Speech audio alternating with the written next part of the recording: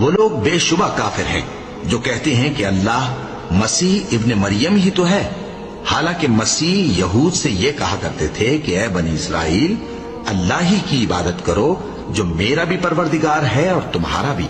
اور جان رکھو کہ جو شخص اللہ کے ساتھ شرک کرے گا اللہ اس پر بہشت کو حرام کر دے گا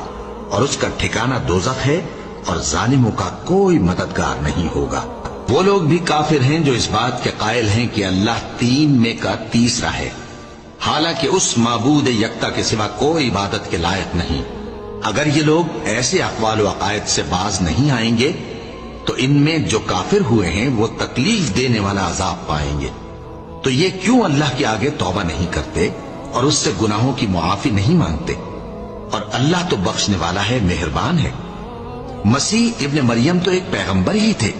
ان سے پہلے بھی بہت سے رسول گزر چکے تھے،